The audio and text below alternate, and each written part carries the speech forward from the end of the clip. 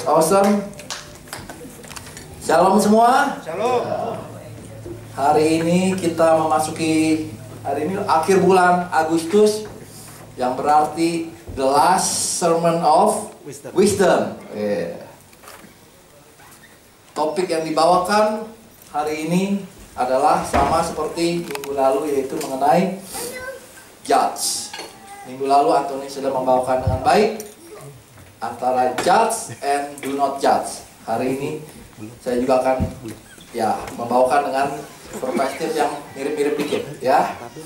Mari kita baca dulu ayat kita, yaitu yang diambil dari Yakobus 4 ayat 11 dan 12. Dikatakan, saudara-saudaraku, janganlah kamu saling memfitnah. Barang siapa memfitnah saudaranya atau menghakiminya, dia mencela hukum dan menghakiminya. Dan jika engkau menghakimi hukum, maka engkau bukanlah penurut hukum, tetapi hakimnya. Ayat 12. Hanya ada satu pembuat hukum dan hakim, yaitu dia yang berkuasa menyelamatkan dan membinasakan. Tetapi siapakah engkau, sehingga engkau mau menghakimi sesamamu manusia?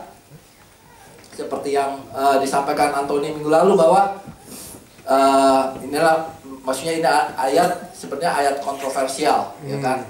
Dalam arti banyak dipakai orang ketika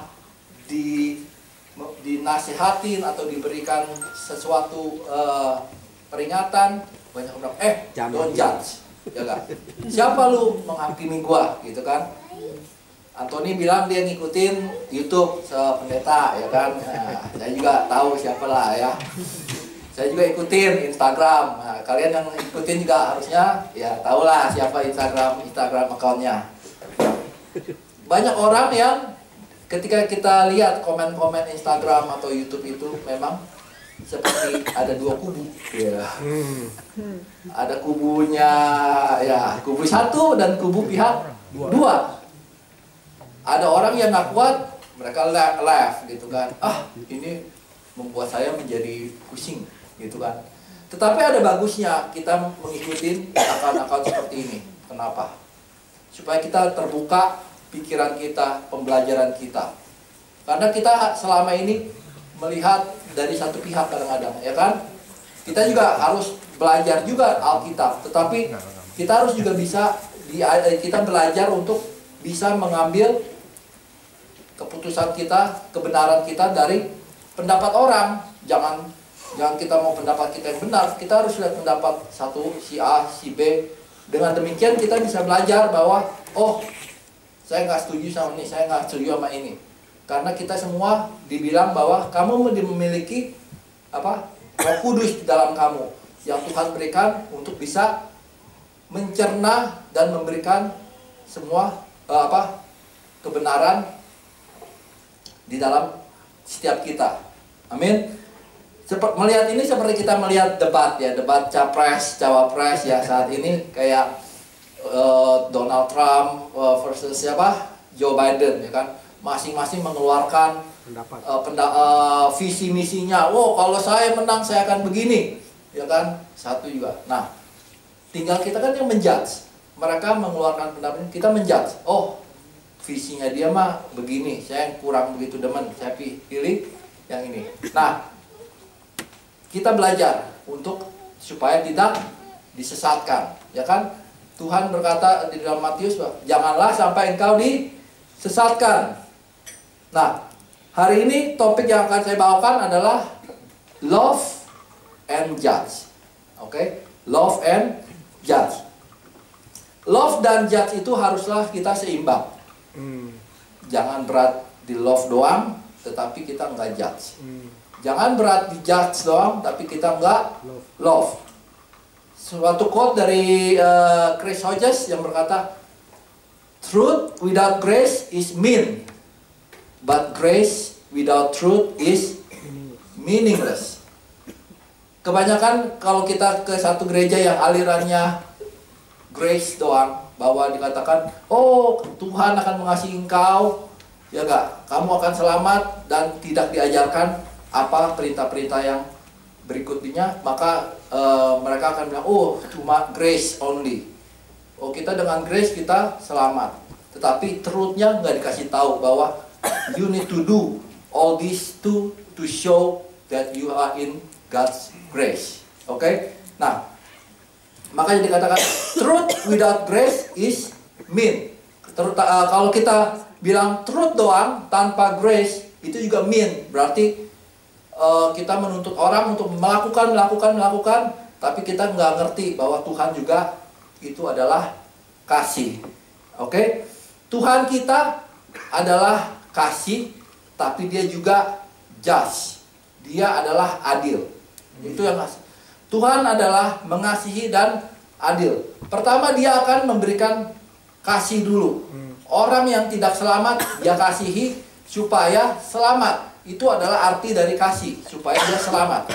Tetapi ketika kita sudah selamat, Tuhan akan berlaku keadilan bahwa kamu harus melakukan truth now.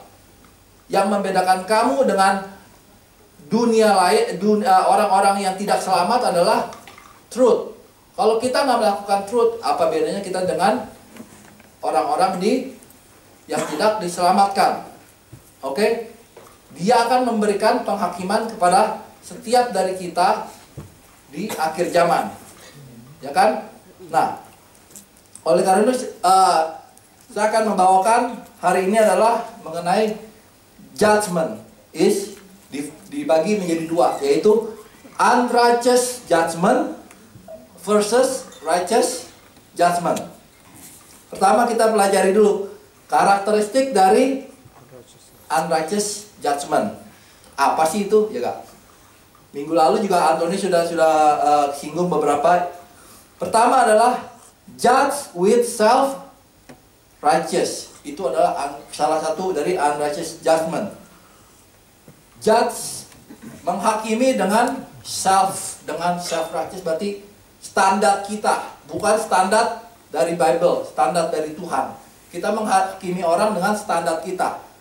Kita lihat dalam Lukas 18 ayat 11 dan 12 dikatakan ketika kisah orang Farisi berdoa, kemudian ada pemungut cukai di sebelah sana sedang berdoa juga. Kemudian dia berkata apa?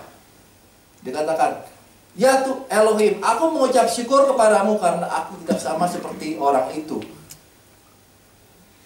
Bukan perampok, bukan orang lalim, bukan pejinah, dan bukan juga seperti pemungut cukai ini. Aku berpuasa 2 kali seminggu, aku memberikan 1/10 dari segala penghasilanku.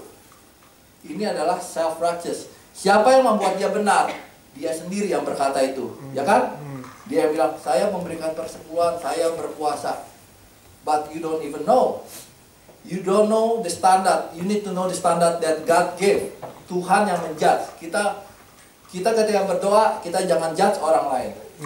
Itu adalah self-righteous. Jangan kita menghakimi orang dengan self-righteous. Self-righteous adalah pride, sombong, kesombongan. Tuhan sangat benci adalah orang yang sombong. Yang kedua, judge from the appearance. Sangatlah salah kalau kita menjudge orang dari appearance. Kalau ada pepatah berkata, don't judge the book by its cover. Kalau belum baca isinya, jangan judge bahwa ini buku akan jelek atau bagus, ya kan? Seringkali kita juga sering judge orang by the cover. Saya sendiri juga guilty. Kalau saya sedang bekerja, lunch break, saya suka keliling. Kemudian saya kepingin gitu ya ketemu orang homeless, pengemis gitu, saya pengen kasih sesuatu gitu untuk mereka. Jadi saya sudah siapin. Tetapi saya setiap jalan ngelihat baru mau ngasih, saya dia megang rokok, enggak lah gitu ya. Gitu ya. Ntar duit gue buat rokok lagi. Ntar ngelihat lagi minum. Iya, ini terlalu mudah untuk dikasih uang. Enggak lah, kamu. At the end, saya kelilingin 1 lem tengking, nggak ada yang saya kasih. What a shame. Aku malu sendiri sebenarnya. Aduh, gitu. Tapi kalau aku ketemu orang yang aku anggap ya maksudnya aku ketemu itu yang suka kemari, yang suka ikut ibadah kita. Aku ketemu dia, one time dia lagi mungut rokok. Nah itu aku kasih, karena aku tahu, ya enggak, dia maksudnya datang ke sini juga ikut setir, udah langsung aku kasih. Karena apa? But again, the point is jangan kita judge by cover. Saya sendiri sering begitu, ya kan? Kalau kita melihat orang tatoan, wah kiranya udah pasti kriminal, ya kan? Lihat homeless, wah masuk gitu ya, kita udah takut, wah ini pasti nggak bener, jaga dompet gitu ya. Itu adalah judge by cover. If you judge people, you have no time to love them. Jika Anda menghakimi orang, Anda tidak punya waktu untuk mengasihi mereka. Dikatakan Yohanes, janganlah menghakimi menurut apa yang nampak, tetapi hakimilah dengan adil. Oke? Yang ketiga adalah judge with hypocrisy. Dalam ayat yang sudah di-share, mengapakah engkau melihat selumbar mata di mata saudaramu, sedangkan balok di dalam matamu tidak engkau ketahui? Why worry about a speck in your friend's eyes when you have a log in your own? Minggu lalu Pak Antoni sudah menjelaskan dengan benar bahwa baik dengan di ujung sana ada ranting, kamu bisa ngelihat, di depan balok nggak kelihatan. Seperti peribahasa kita ya, apa? Semut di ujung samudra kelihatan, tetapi gajah di depan mata nggak kelihatan, ya nggak? Sebelum kita judge orang, kita judge diri kita sendiri dulu, ya kan? Ngaca, ngaca. Yeah.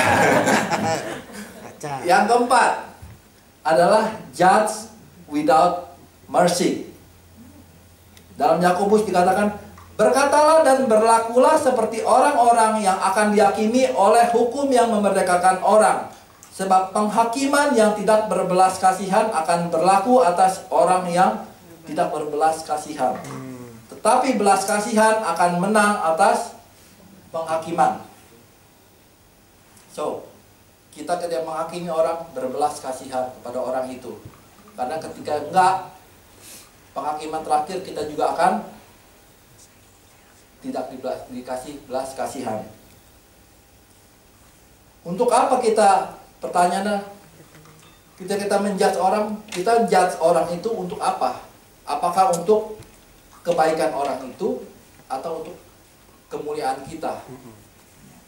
Untuk karena kita judge orang biar kita merasa, gue lebih benar. Itu adalah salah. Tapi kalau kita judge orang supaya dia lebih baik, supaya Tuhan lebih dimuliakan, itu adalah yang benar. Amen. Yang kelima, judge with false truth. Jangan kita judge tanpa fakta atau tanpa mendengarkan dari dua pihak, ya kan? Satu koin ada dua sisi. Kadang-kadang kita hanya mendengar dari satu pihak, kita bilang wah dia salah deh, udah pasti salah, ya kan? Seperti saya kasih di Amsal dikatakan, saksi dusta tidak akan luput dari hukuman, orang yang menyembur-nyemburkan kebohongan tidak akan terhindar. Jangan sembarang menyebar fakta tanpa tahu kebenaran, atau tanpa kita step on their shoe. Oke? Saya kasih ilustrasi. Kemarin ya kita juga discuss bahwa yang siapa yang baca berita Jacob Blake, siapa yang tahu Jacob Blake?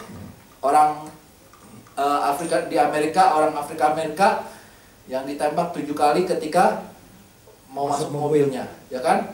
Wah, kalau melihat news, kita semua bahkan istri saya, wah itu sadis, polisi itu sadis. Bilang, ya, kalau kamu mendengar separuh berita, itu polisi sadis. Orang nggak megang senjata, ditembak 7 kali dari belakang pula. Itu kan menurut media massa, ya kan?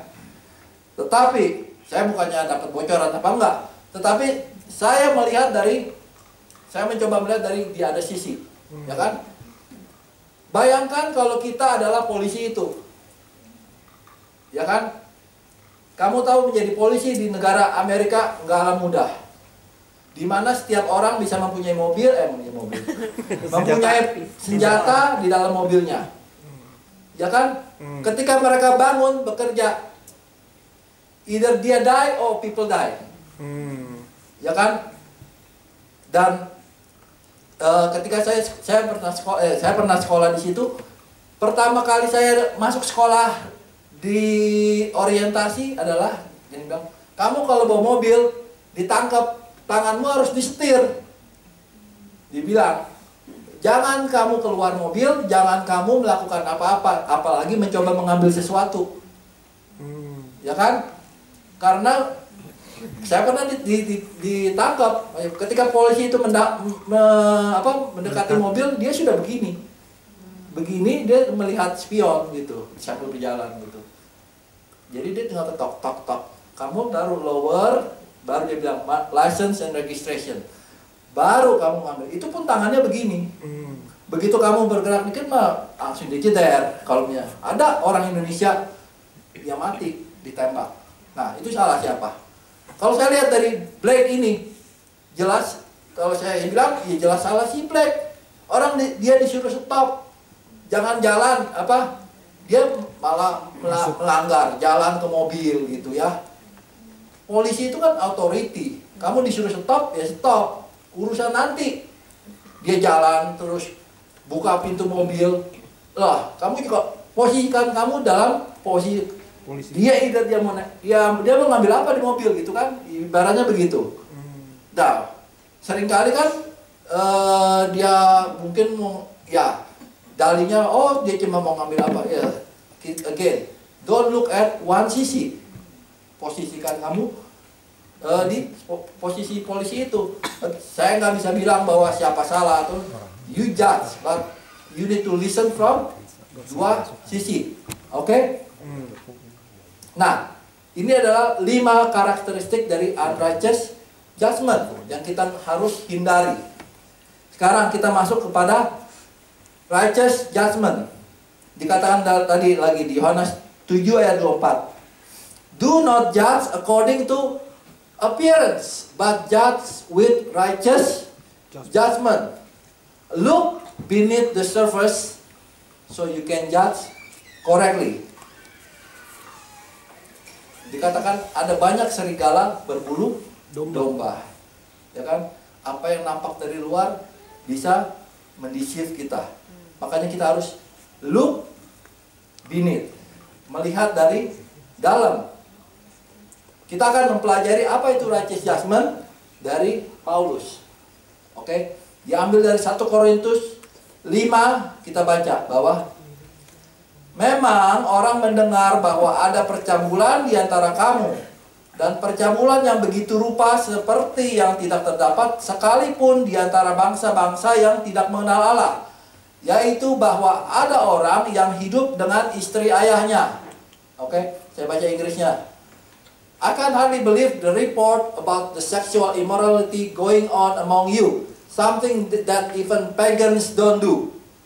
I am told that a man in your church is living in sin with his stepmother. Orang itu hidup kumpul kebo ya istilahnya dengan mertuanya. Not even pagan do. Dalam arti orang yang nggak percaya Tuhan aja nggak melakukan sin seperti itu. Oke. Kemudian ayat lanjut. Sekalipun demikian kamu sombong, tidakkah lebih patut kamu berduka cita dan menjauhkan orang yang melakukan hal itu dari tengah-tengah kamu? You are so proud of yourself, but you should be mourning in sorrow and shame, and you should remove this man from your fellowship. Sebab aku hadir sekalipun secara badani tidak hadir, tetapi secara rohani hadir. Aku sama seperti aku hadir telah menjatuhkan hukuman atas dia yang telah melakukan hal yang semacam itu. I have already passed judgment on this man in the name of Lord Jesus. Itu kata Paulus. Apa yang bisa kita pelajari dari 3 ayat ini? Pertama, Paulus judge the sin. Oke? He doesn't judge the man. Ini harus yang kita tahu. Dia judge dosanya, kesalahan yang dilakukan oleh orang itu. Kedua, dia purge the sin. Dia remove sin itu dari jemaat, dari orang-orang gereja. Oke? Supaya apa? Supaya sin itu nggak dianggap sebagai sesuatu yang lazim, ya. Lazim. Yang jamak. Jangan dikatakan di 1 Korintus 5 ayat 6. Kemegahanmu tidak baik. Tidak tahukah kamu bahwa sedikit ragi menghamiri seluruh adonan? Buanglah ragi yang lama itu supaya kamu menjadi adonan yang baru. Sebab kamu memang tidak beragi. Sebab anak domba Paskah kita juga telah disembelih, yaitu Kristus. A little yeast that spreads through the whole batch of dough. Okay, that is what sin's like. And get rid of the old yeast by removing this wicked person among you. Kalau kita menutup mata atas dosa yang seperti ini, maka apa yang akan terjadi? Dosa ini akan menjadi jamak di tengah kita dan akan menyebar, sehingga orang lain juga it's okay to do it. Coba bayangkan kalau misalkan di sini ada orang LGBT datang bebas di dalam sini, ya kak? Kita menerima aja. Apa yang akan dilihat oleh anak-anak kita? Oh, ini ada orang yang normal gitu kan. Kita tidak memberitahu, kita tidak mengusirnya. Apa yang akan terjadi? It's going to become like yeast, seperti yang terjadi saat ini di gereja-gereja yang menerima LGBT, karena mereka sudah menerima, accept, ya kan? Again, kalau kita ngomong LGBT, there's going to be love involved in this. Nah, lanjut. Don't you realize that those who do wrong will inherit the kingdom of God? Don't fool yourself. Those who indulge in sexual sin, or who worship idols, commit adultery, male prostitutes, practice homosexuality, thieves, greedy people, drunkards, abusive, or cheat people, none of these will inherit the kingdom of God. Ini Paulus yang bilang, ya kan? Kalau kita menutup mata atas dosa-dosa ini, ya, akibatnya apa? Semua ini akan menjadi yeast di antara kita semua dan menjadi normal. Sedangkan kita diajar untuk hidup dalam kesucian, dalam kebenaran. Okay, so first Paul judged the sin, not the person. Harus tahu ya. Kedua adalah he removed the sin from the church, supaya church itu menjadi bersih. Then what? Then he forgive the man when he repent. Lihat di 2 Korintus 2 ayat 5 sampai 11. I am not overstating it when I say that the man who caused all the trouble hurt all of you more than he hurt me. Most of you oppose him, and that was punishment enough. Now, however, it is time to forgive and comfort him. Otherwise, he may be overcome by discouragement. So I urge you now, what? To reaffirm your love for him. Ketika orang itu repent, we need to accept him back. Bukannya kita udah judge, kita keluarkan, kemudian done, you can go on your own. No, dia harus memikirkan kesalahannya, dan ketika dia repent, we accept dia balik. Kemudian dikatakan ayat 9, I wrote to you as I did to test you and see if you would fully comply with my instruction. When you forgive this man, I forgive him too. And when I forgive whatever needs to be forgiven, I do so with Christ's authority for your benefit, so that Satan will not outsmart us, for we are familiar with his evil scheme. Kalau dalam versi MSG-nya lebih enak dibaca adalah, the focus of my letter wasn't on punishing the offender, but on getting you to take responsibility for the health of the church. So if you forgive him, I forgive him. Don't think I am carrying around a list of personal grudge. Apa itu personal grudge? Dendam, ya kan? Dia nggak dendam orangnya, tapi dia dendam, bukan dendam, dia benci dosanya. Oke? Jangan kita personal grudge dengan siapapun juga. Jangan benci orangnya, tapi benci akan dosanya.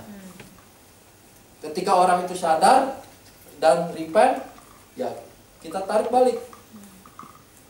Oke? We judge the person because we love that person, right? Amen. Ketika orang itu bersalah, melakukan dosa, tetapi nggak ada yang kasih tahu bahwa itu dosa, tentunya dia akan merasa bahwa itu bukan dosa. Dan di akhir zaman dia akan dihakimi, dikatakan tidak akan masuk ke dalam kerajaan. Sedangkan dia bersama-sama dengan kita. Kalau kita tidak memberitahukan, nanti dia akan bilang, kenapa you nggak kasih tahu saya? Ya kan? Dan kita kasih tahu, bagi setiap kita yang diberitahukan, jangan kita marah. Anggap itu sebagai disiplin, ya kan? Antoni bilang, Tuhan menghajar anak-anaknya, ya kan? Karena Tuhan mencintai kita. Amin. Yang kemudian kita lanjut bahwa when I wrote to you before, I told you not to associate with people who indulge in sexual sin. But I wasn't talking about unbelievers who indulge in sexual sin or greedy or cheat people or worship idols. You would have to leave this world to avoid people like that. I meant that you are not to associate with anyone who claims to be a believer. Katakan, claims to be a believer. Claims to be a believer.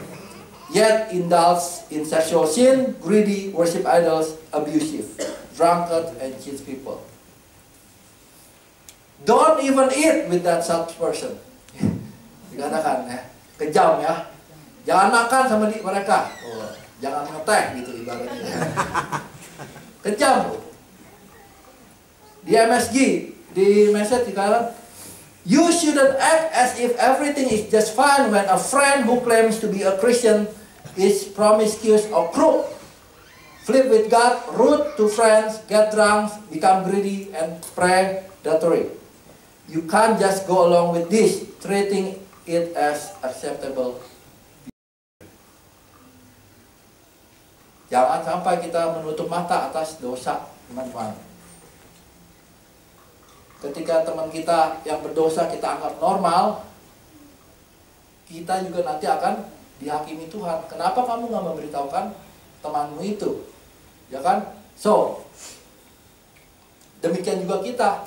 Ketika kita melakukan kesalahan, jangan kita marah, langsung bilang, don't judge, gitu.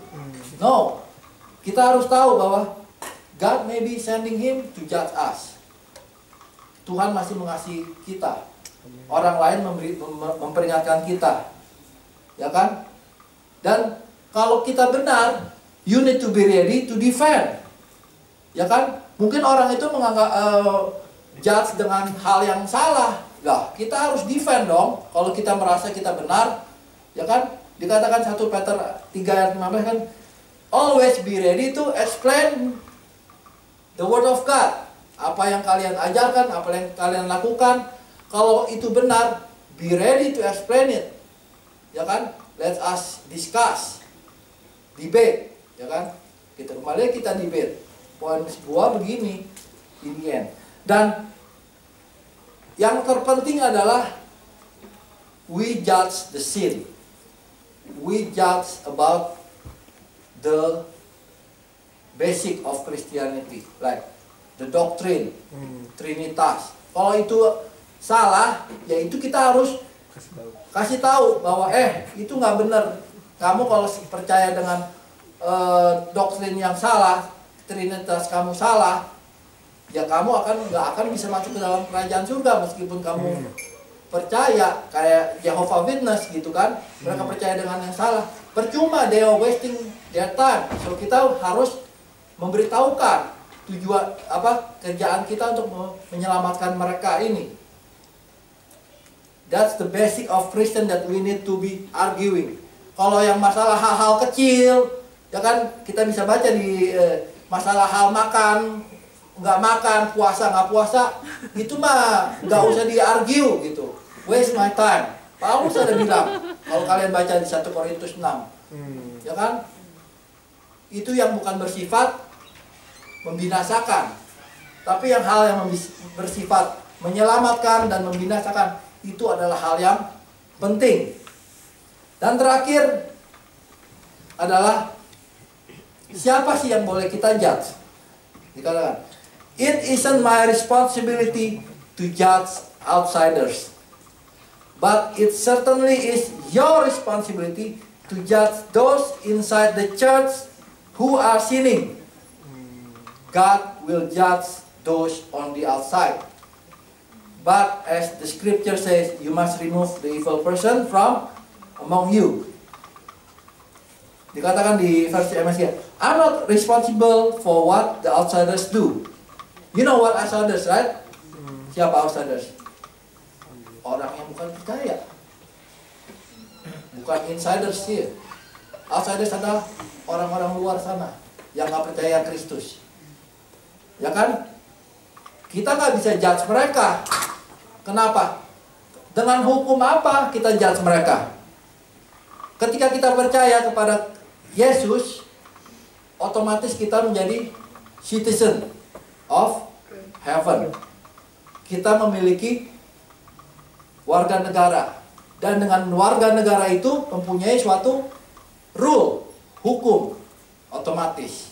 Ya kan? Ketika kalian warga negara Indonesia, tinggal di Indonesia, apa hukum Arab bisa berlaku? Hukum Amerika berlaku kepada kita? Enggak. Orang New Zealand, apa hukum Indonesia berlaku untuk orang New Zealand? Ya enggak. Tapi ketika kita warga negara Indonesia di New Zealand, kita hukum yang berlaku adalah Indonesia dan New Zealand juga, karena kita tinggal di sini, ya kan? Nah, orang outsider, ya kita nggak bisa menjudge mereka dengan hukum kita. Biarlah Tuhan yang menjudge mereka nanti in the end. Apakah mereka akan selamat atau binasa, itu adalah urusan Tuhan. Karena apa? Karena kita sekarang melihat mereka di luar sana bilang, mereka itu pasti binasa. Belum tentu, ya gak? Siapa tahu Tuhan bekerja, mereka ada yang dapat Roh Kudus, menjadi selamat at the last minute, mereka selamat. Bukan tujuan, bukan kita yang menjudge mereka akan selamat atau enggak. Paham ya? Yang sebagai closing adalah, jadi ada unrighteous judgment dan righteous judgment. Kita harus bisa membedakan judgment itu, mana yang boleh kita lakukan, mana yang tidak. Judge the sin, okay? Not the person. Don't hold grudge against the person. Remove the sin. Then forgive. Amen. When we judge the person because we love them, bukan karena kita mau keluarin itu orang, wah gua gak senang nih sama si Jack, wah ya keluar lo gitu ya. No. Saya undang tim presiden namanya, Saya punya satu cerita aja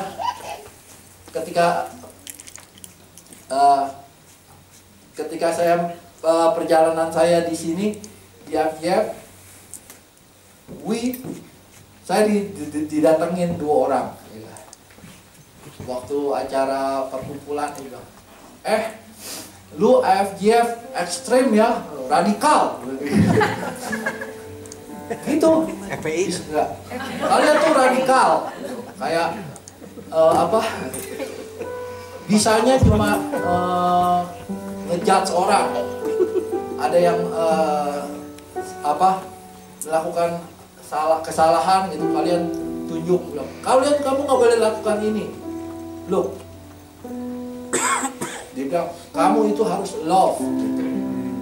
Biarlah dia salah, tapi biarlah dia bisa datang ke gereja supaya dia nanti bisa kembali ke jalan Tuhan gitu.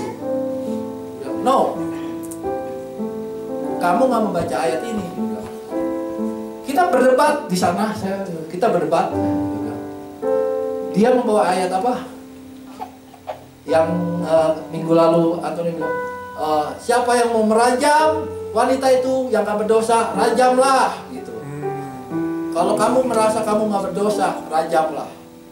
Tetapi ya kita semua memang berdosa.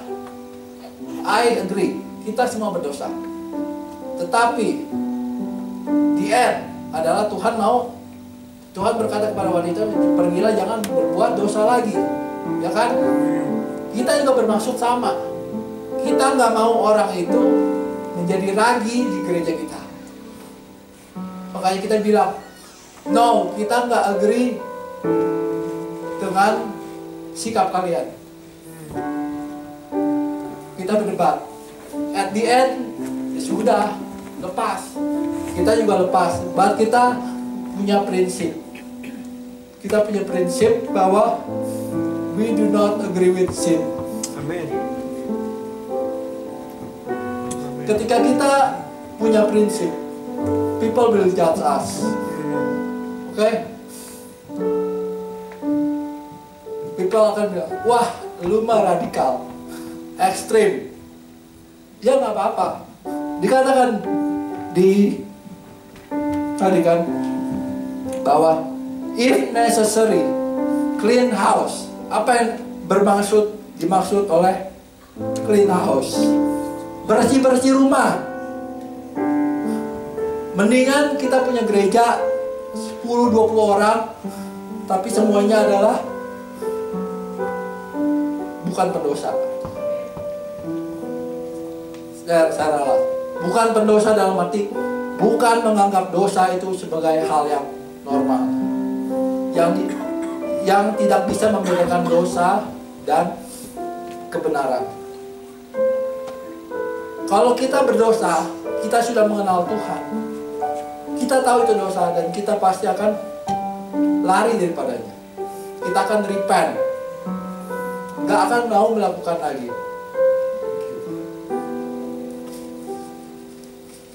Akan tetapi, orang yang tidur dengan mertuanya, orang LGBT, dia tahu itu dosa, tetapi dia anggap dosa itu adalah benar. Dia anggap bahwa apa yang dilakukan itu adalah benar. Ketika dia datang ke sini, ke gereja, dimanapun dia datang, dia mau dia diakui sebagai orang yang benar.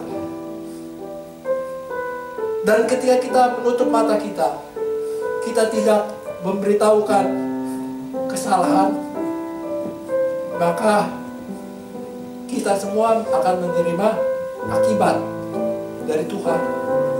Bukan sekarang, nanti di akhir zaman juga. Maka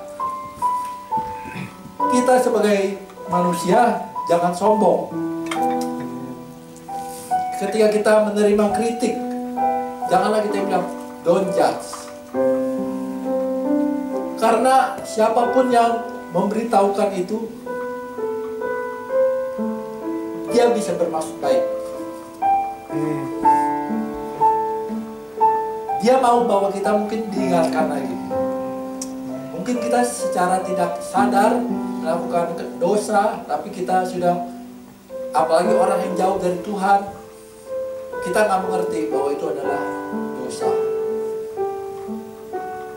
Tuhan masih ingin kita jalan balik ke dalam jalannya. Kita harus bersyukur. Bersyukur bahwa kita masih dikasihi oleh Tuhan. Bersyukur bahwa Tuhan masih mau kita selamat. Jangan sombong.